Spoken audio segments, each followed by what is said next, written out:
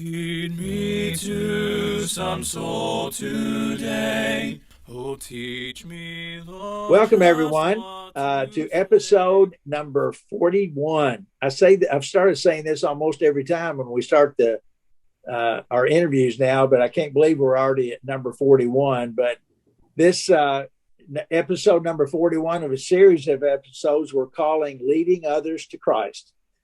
During these episodes, we'll be focused on evangelism. And one of our goals, if you will, is to stir us up to love and good works, especially in the area of reaching our family, our friends, and our neighbors with the gospel of Christ. My name is Dan Barker, and I preach for the Creekside Church of Christ in Franklin, Indiana. In Franklin, for those of you that don't know, we're about 20 miles south of downtown Indianapolis, and also serve as one of the shepherds there. Those of you that know me know that I'm passionate about our subject today of evangelism. And I have been ever since I obeyed the gospel in Owensboro, Kentucky, when I was 21 years old.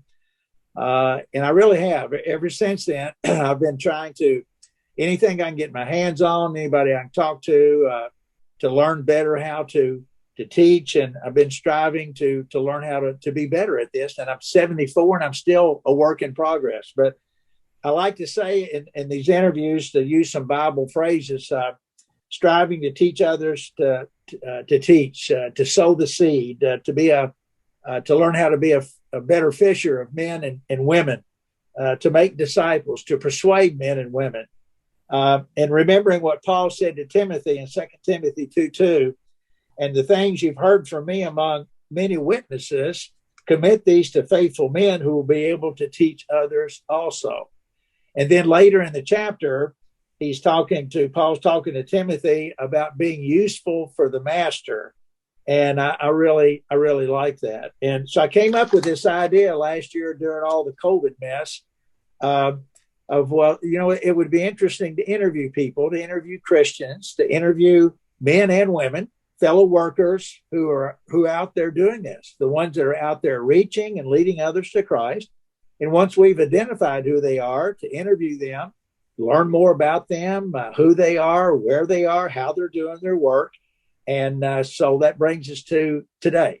And we're excited today to have someone with us that I'm confident we're going to learn a lot from. So be sure and get your pen and paper out so you can take some notes, unless you're listening to this driving in the car. But we have with us today Roger Shouse. Welcome, Roger. Good to be here. I thank you for the honor of doing this. Oh, well, it's just the honor is ours that you've taken the time to come with us today. Now, Roger works with the Charlestown Rd Church of Christ in New Albany, Indiana. It's really right across the river from Louisville, Kentucky. And Roger, we start every show. That's not right. We start every interview out with what we call the old elevator pitch. It's like you get on an elevator, say you're going up to 10 stories, and somebody says, well, what do you do? What do you do for a living? And you got 10 floors there to tell them. But we call it the short bio. So a lot of people know who Roger Shouse is, but for those that don't, kind of bring us up to speed. Start at the beginning, where you were born, how you learned the truth, and where you're working now, and kind of bring us up to speed, Roger. Okay, great. Well, I preach here at New Albany, Charlestown Rd. I've been here about 14 years. I am a Hoosier. I was born in Indianapolis and attended 40th and Emerson congregation. Some of my early mentors, I guess you could say, early preachers that really influenced my life were men like Ellie Stouffer or Bob Dickey. And I was baptized my senior year in high school and went off to Purdue University. My goals were to be a forest ranger. And the more I got into that, the less I liked that. And I had dreams of going out west and working for a little church and during the weekend and being a forest ranger during the week. And more, I thought that's just not a good idea. And so kind of got the preaching bug. And I've worked in a couple of little training programs. And then I was down here in the south side of Indiana for a couple of years, just every Sunday morning getting up and driving an hour and a half, preaching for 10 people here. Next Sunday is another little church. And I just did that for 2 or 3 years. My first local work was in Benton, Illinois. I was there about 2 years. Then I moved back to Indianapolis. I was at Greenwood congregation for 15 years. Then I moved to Kansas City, Missouri, and was out there 10 years. And I've been back over here for 14 years. So I've been preaching over 40 years full time, all total probably about 43 or 44 years. And married, 4 kids. They're all married. I've got 10 grandkids. Number 11's coming on the way. So just life is good. Life is good. Lord's blessed. Well, that's good. There's a lot of, hey, that's a short bio, but there's a lot of stories there, isn't there? That's a fast elevator. A fast elevator. See, I didn't realize that you were born in Indianapolis. I didn't know you were a Hoosier. Yes, I'm going to get in trouble up here. I've been up here for a few years now, but I'm always talking about and asking people, how do y'all do things in Hoosierville? And I'm going to get in trouble. Yeah. But anyway, it's a great state, and we're glad to be here. And so you were a senior in high school. Did you grow up in the church? I did. My family, my father and on back were from Owen County, Indiana, a little place around Spencer, smaller place called Coal City. And my religious historical lineage goes back about 5-6 generations in the church. Some of the very first people in that county who flipped over from being denominational to just New Testament Christians in their little log cabins, they were direct descendants of mine.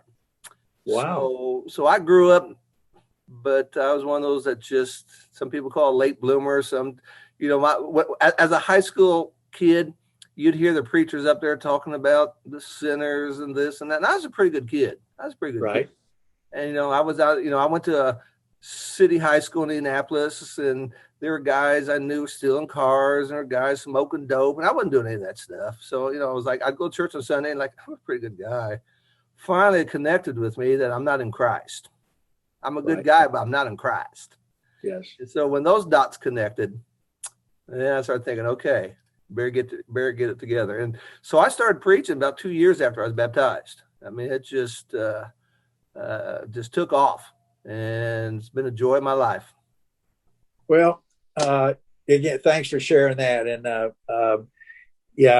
didn't grow up in the church, and took me a long time. First time I was exposed to the church, if you will, I was 17, and 21 before I obeyed the gospel. I'm a little slow learner, but there's a lot of things there with the story. But it's I just find all that fascinating of how we learn the truth. And stories are I think so important. And I know that, think about the Bible itself. How did God, he decided to communicate with us through stories. And, yes. So I just find it all fascinating. But I've done this several times, and you touched on it a little bit. You said you wanted to you were thinking about being a forest ranger. And so how would you answer this, Roger? Why are you doing what you're doing? Of all the things you could have done, like forest ranger or something, why are you passionate about leading others to Christ? Years ago when we were in Kansas City, is at the end of a year, and one of the elders was up there giving kind of a synopsis of the church to everybody. Then he came to me and he said, "Now I want you to know that Brother Shouse he gets no insurance from us. He gets none of this, gets none of the, there's no stock options. There's none of this." And I leaned over to my wife and said, "Now, why am I doing this?" It's, the passion is changing lives and helping the kingdom grow. And for me, especially when I moved here to New Albany, we realized that through technology, like what we're doing right now, you're in Franklin, I'm down here, we're about 2 hours away from each other right now.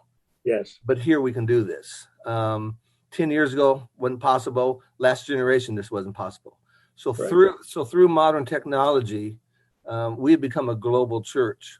And so, I'm reaching people every day worldwide. And that's just fascinating. People, I don't know who they are. I don't know, but like you said, everybody has a story and everybody has the same need. We all need Jesus.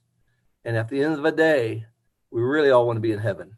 And so that's the driving point for me, is that, God has sprinkled some talent on me, and I think he expects me to glorify him. And this is how I do it. And you don't have to preach, so some of the best workers, some of the best people in the kingdom are not titled. They're not elders or deacons or preachers. They're just servants of God. And that's how I view myself. I'm just a servant of Christ. I happen to get paid for what I do. We train young preachers here, and two of the things I tell these young preachers are, number one, you're not the smartest person in the Bible in that building. There's people a lot smarter than I am, and you're not the best speaker. You just happen to be one who gets paid for it. So that kind of brings you down where you need to be just a little bit. Well, yeah, that's you're right on that. And yeah, even though I'm preaching, I see myself more of a teacher than a preacher. And there's a lot better preachers out there than I am, and a lot better teachers. But I try, do the best that I can. It's tell the group that are listening here a little bit more about Charlestown Road Church of Christ. Tell us a little bit about the group. Well, it's an exciting group. It's an old congregation. This congregation has been around since like 1919. So it's an old congregation. It used to be kind of a traditional church, as we think about that, just kind of just doing what everyone else is doing. But we kind of got fired up a while back. We really took a serious look at shepherding, the New Testament way of shepherding, and got them on board, got the deacons on board, and got the folks to see that we have global opportunities. We have a massive amount of technology here. We have a studio within the building. And so we're doing 3 podcasts a week. We're putting out videos. We're very active on social media. And that's going to be one of the bridges we need to talk about, because, a generation ago, when you talk about converting your neighbor, that probably meant I had to go next door and knock on his door. Today, you knock on somebody's door, and the first thing they're going to say is, "What? You're bothering me. Right. Why you want?" But because of social media, God has made it so easy for people who cannot preach to share a sermon, to share an article, to share something someone else has written. And now, not just with my friend across the street, I can do it across the world. And through that network, we are able to touch thousands of people we never could have before. And so, that has just gotten the DNA of this church, understanding that. And then we have really worked on not just doing a while back we started talking about why do we always do what we do? Right. Why do you have a gospel meeting? What's the purpose? Why do all classes have to be 13 weeks? Why, and we started looking at, there are 2 models given to us, we believe. One generation hands it to the next generation. Right. One model is the biblical model. You can't touch that. That's from God. So we are to assemble on Sunday. We're to take the Lord's Supper on Sunday. That's the pattern of the New Testament. But then with that, there comes a generational model. And that's how you do things. So we're going to meet at 9:30, or we're going to meet at 2 p.m. Are we going to, where are we going to put the Lord's Supper at? And do we have to have 2 sermons on Sunday? Can we have just one service on Sunday? So that model, we realize, is in our hands.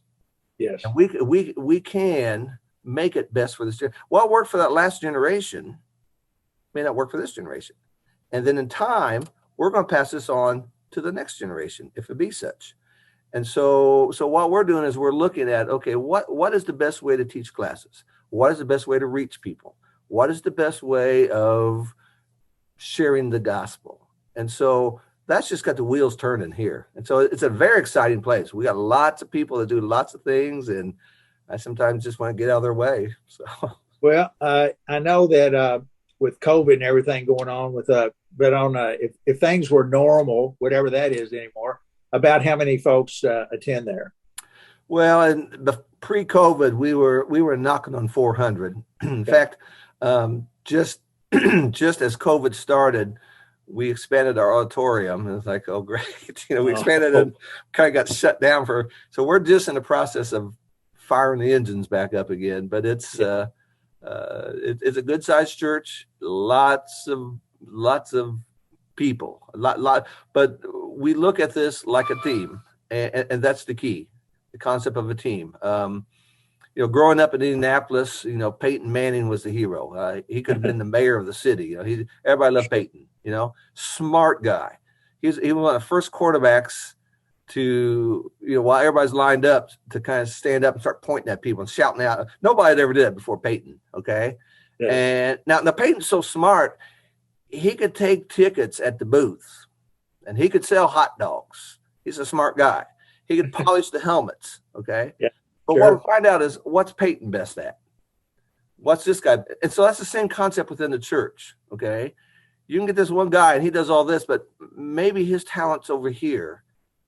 We find someone else. And so it becomes a team concept. Now, can Peyton win without everybody else? No. He needs a hot dog guy to sell some hot dogs so he makes some money. Okay. He needs a guy to polish the helmet so his helmet's right. He needs linemen. He needs receivers. He needs coaches. He needs trainers. Who's most important? All of them. Exactly. And that's our concept here. Well, that's kind of biblical, isn't it? And this body needs an eye and a hand and a foot that's it. Yeah.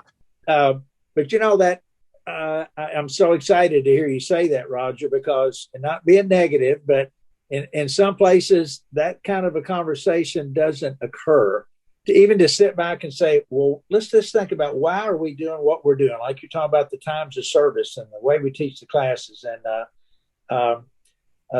there's a different DNA in a lot of places. And that's one of the things we're trying to do, is to get people to think outside that proverbial box. The COVID you mentioned, okay? Yeah. So many places have been shut down, and now they're starting to loosen up. And the word I'm hearing over and over is, let's get back to normal. Well, the question is, was normal working? Good. That's right. That's exactly right. And this is a good time to think, well, maybe we need to reevaluate. Maybe we need a new normal. Now, again, we're not going to change that biblical model from God, because we don't. But maybe how we do that needs to be looked at and say, maybe we just did it because that's the only thing we knew. And now's the time to look at stuff and think, okay, maybe we do things differently. Well, I was looking at your website, and it's I don't know who does all of that, but it's really good. And you've got there's a lot of activity going on there. And I would encourage people to go and look at the site. But I noticed one thing, and I thought we just talked about for a second, I don't know if it's your theme this year, it's one of your teaching programs, the building blocks. Yes. Just maybe do that real quick and give people an idea of what you're doing with that. Okay. Well, that came out during COVID, and in our shepherds and preacher discussions we have every week, we realized that we really had two churches within this church. We had one church that was very strong. Everything we did, I mean, we're putting out 3 podcasts. I write 5 blogs a week. We're putting out videos. They were eating up everything. Live streaming, everything. Then we had another segment that was barely even doing the worship live stream. And so we said, okay, we got 2 churches here. One church, great. Another church is kind of weak, and COVID's making them weaker. So we can just harp, and that usually doesn't work. Or we need to get back to some basics. And so the idea of building blocks was the idea of, here's a simple video. You sit down with your kids. Built into that is some things that they can print off, some activities, some things like that, different age-based, and then some daily Bible readings, just all tied together. So fundamentals, why God, why the Bible, why church, and we got a whole year of these put out there. When we're done, we're looking at this like a bookshelf, and so later on, here comes somebody and I may not want to come to church because I'm intimidated, or I'm afraid. You're going to ask my money. You're going to question me. Okay, go over here and watch just about God, or watch just about the Bible. Watch just about the church. And in that concept we're building it will help them, we think. So really the twofold of this is to help some of these in our congregation get back to their commitment where they should be. But the other part is going to be an outreach. And so we're kind of tying this is becoming the new hub of our teaching program. And so we're putting monitors everywhere. We're going to still make them videos, but we're going to show these videos in the classes. And then we're going to discuss these things. That's really exciting. And I think a lot of people, and I know everyone's welcome, especially now that you're opening back up again, but I would encourage the ones that I need to get down there sometime and just to see some of the things that y'all are doing. But we've been calling this like a conversion story. Would you share with us a story of someone that maybe had a unique, how you met them was unique, or Sure. they ended up obeying the gospel? Would you share a story with us? Sure. I got a couple stories, but this one takes place in Kansas City. There was a lady by the name of Dee. Her children were Christians. She was a Christian, and she was diagnosed with advanced cancer, very serious. The family actually thought she was getting better. And one Saturday night, I was getting ready to go to bed. Family called me in tears and said, "Will you come to the hospital?" So I went to the hospital. They were so crying they could hardly talk. The doctor said, "That's it." And the doctor said, "There's about 2 weeks. That's all," which really stunned them. And they said, "We're all crying. She's crying. Will you go in there and talk to her?" I said, "Sure." So I went in there. Of course, as a preacher, you're supposed to have the magical words. So I just started talking to her. She wouldn't even look at me.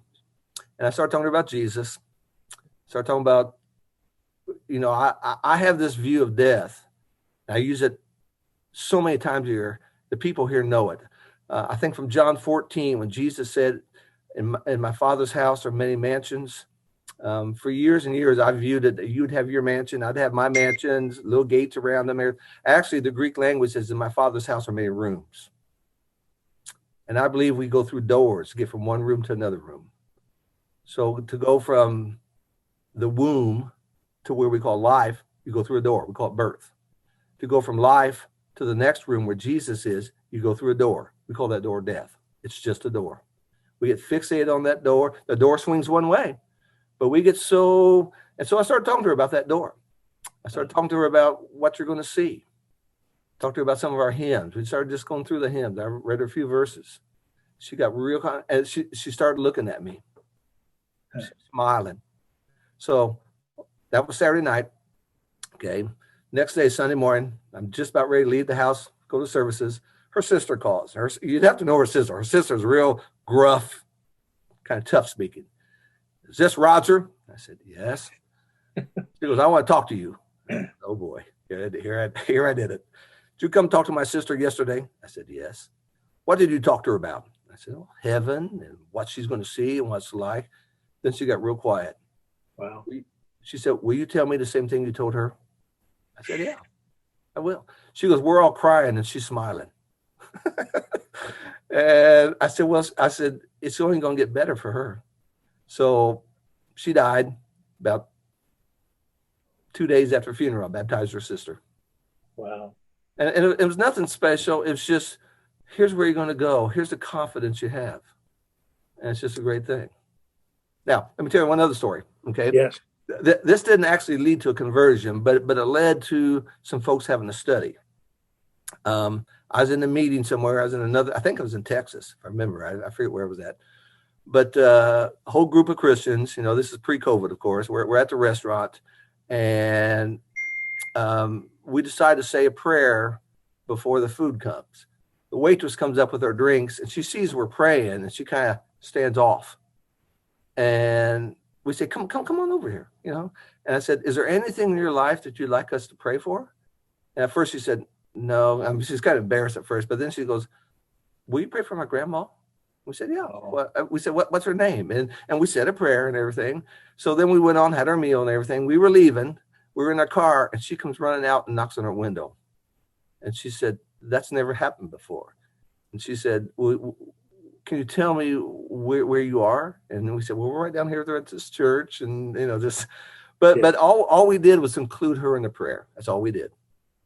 And I thought, how many times did we go out to eat, and here stands somebody, and we think, well, can we pray for you?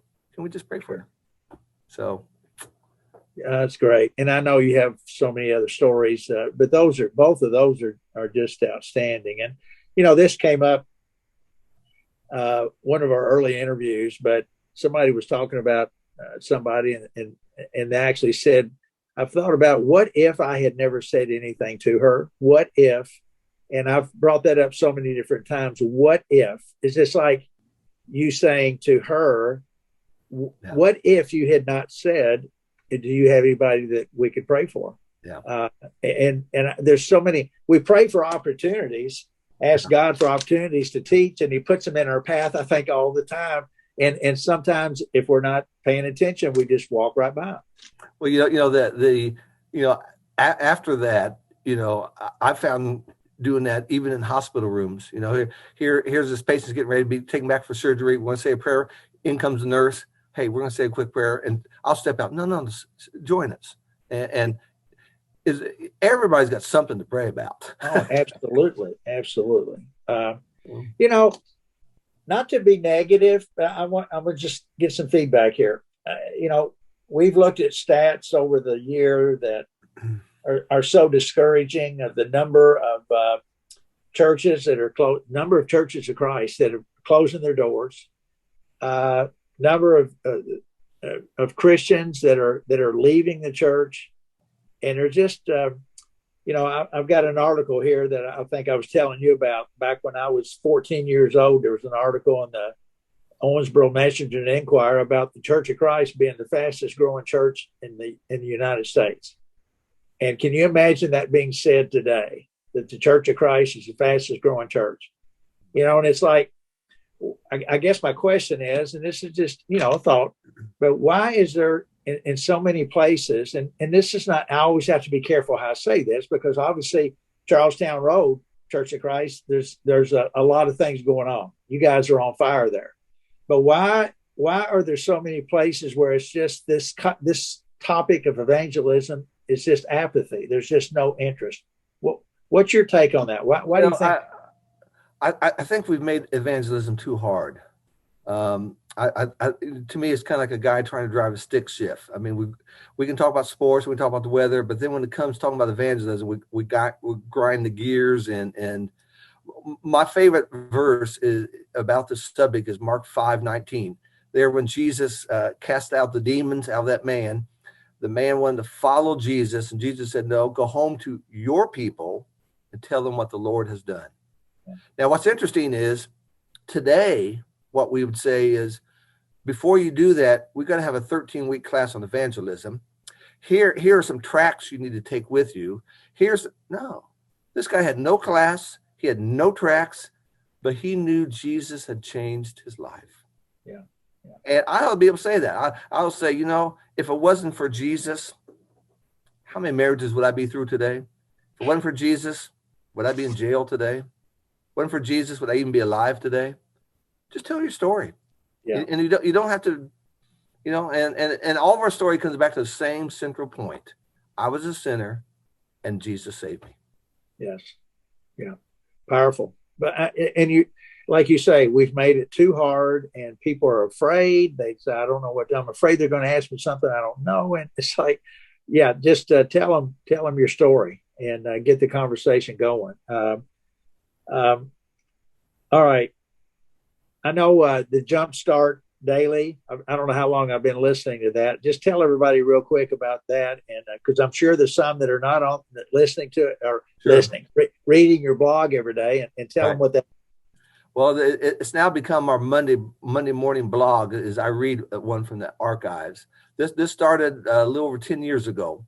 At the end of the year, I do a lot of meetings, and so the elders want to know what's out there. What do you see facing the churches? And I said, you're not going to like this. But I said, everywhere I see, even here, the only time people open their Bibles is when they're in church house. They're just too busy.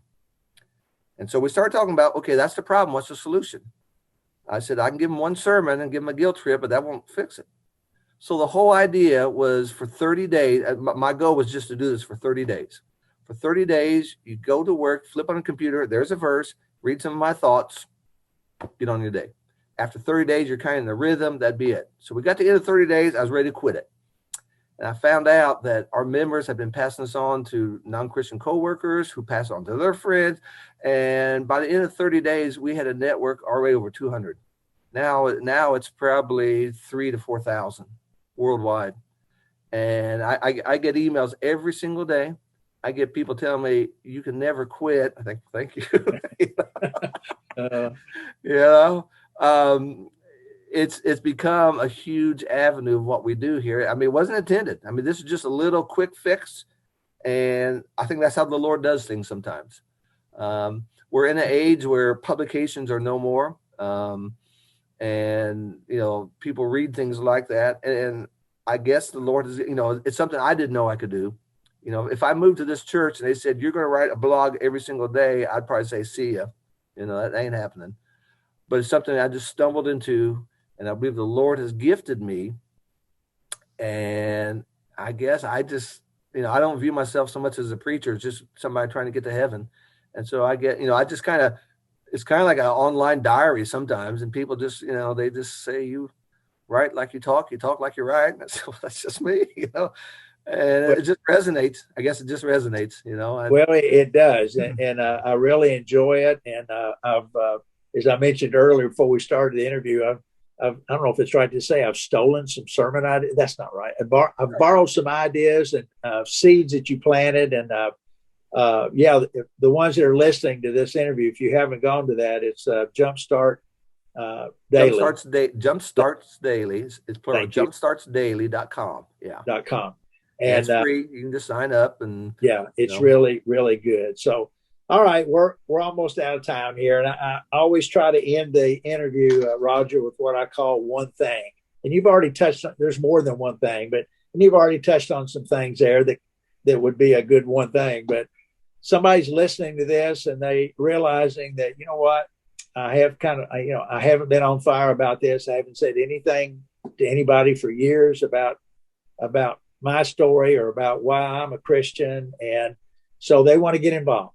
All right. So what would be one thing that you would say to somebody that they need to do or learn how to do to get involved in evangelism? I would say that we're not a product of evolution. God has made each of us special. We all got special gifts. We all have different background. We all have a story, and God believes you can do it. You just have to believe it. Don't settle on just one way of evangelism. Don't think when I say evangelism, that means I got to go talk to this guy across the street. I'm very nervous. No. Share something on Facebook. Share some. I mean, we have a daily quote we put out every day. Not just a quick witty quote. On Fridays, we have what's called Friday Fives. It's just 5 statements, no commentary. What we're trying to do is put so many tools in a guy's hand. Somebody came to your house and was going to refurbish your house. You'd be amazed at all the tools he brings. And we got to realize that, okay, maybe the hammer doesn't work for me. Maybe I'm a guy who needs the drill. Maybe I need the saw. Maybe I need and realize in our times today, there are so many ways I can share things. And maybe I don't have the gift of gab, or maybe I can't express words well. I can take a jump start and send it to a friend. I can say, hey, watch this video or listen to this blog. God has made it easy. And what we have to do is realize, it's put into our, there's no other option. When God started those 12 apostles, there wasn't a B team. He didn't say, okay, you guys, bring up the JV team. There was no JV team. And the only way the kingdom grows is through us. There is no other way. That's right. So I have been saved. You have been saved. We just need, and we need to get beyond the numbers. We worry about numbers. How many baptized? We just need to put the seed out. Let God worry about the numbers. Right. Sow that seed. That's our job. Right. Good. So my one thing would be, you can do it. You can do it. You can do it. All right. What's your wife's name? Debbie. Debbie. You tell, obviously you and I have not met face to face yet, but you tell Debbie hi, and I'm assuming that she's been a key player in your team. the two of you. Am I right? Tell me. Absolutely. Let me you got a second, or are we out of time? No, let's take the time. Okay. Let me tell you the background. Okay. She grew up in a denominational world. Okay. She didn't grow up with the background I did. Okay. And so in college, she was dating somebody that led her to the Lord. We got married about a year after that. So she was a new convert when I married her. She had in her mind, she was telling people she was going to marry a preacher. And they said, why? She goes, well, I want somebody to answer my questions. Now she asks me questions I can't answer. I don't know. Yeah. But what we bring to the table is, I know somebody where they're at who's been a longtime Christian. I know somebody who's second, third, fourth generation Christian. I grew up and this is all I know. I know somebody like that. That's me. Yes. She's outside perspective. And what's so funny is years ago when we were first married, we could go up to a stranger. We could say word for word the same thing. And he would look at me and say, no, I'm not interested. And he'd look at her and say, yeah, I want to come. Wow. But then after that, she wouldn't know what to do. So yes. She could invite, I'd do the studies. And that's that team again. See? Absolutely. So maybe you're not good at inviting, maybe you can be the teacher. Maybe you're not good at teaching, you can be the inviter. Work together.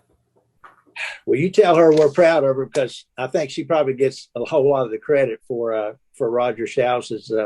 She does. Yeah, same thing with my wife. And sometimes we don't give them enough credit or don't mention them enough. I'm speaking for myself now, but the role of women, we know that the women are restricted by God's word of what they can do in public service, but there's no restrictions on them out there teaching and setting up studies and inviting. And we've got a lot of talent and a lot of potential sitting in a lot of pews. And we need to encourage the ladies to go out and work together with another woman or whatever. And that's a whole other conversation. But you tell Debbie, thank you. All right. We're out of time, brother. And again, thank you for taking this time today to do this. And we'll be following up with you. If somebody wanted to reach out to Roger Shouse, would you mind sharing contact information? Sure. Best way is probably my email. And that's my name, Rog, R-O-G, Shouse, S-H-O-U-S-E at AOL.com. Just send me an email and I'll get with you. All right. Well, again, thanks so much and appreciate your work there. Keep it up, brother. And Lord willing, we'll meet someplace. So we're not that far away. So we got to maybe get together for coffee or something. But again, thanks so much for doing this and keep up your good work. Thanks, brother. Thank you. Melt my heart and fill my life. Give me one soul today.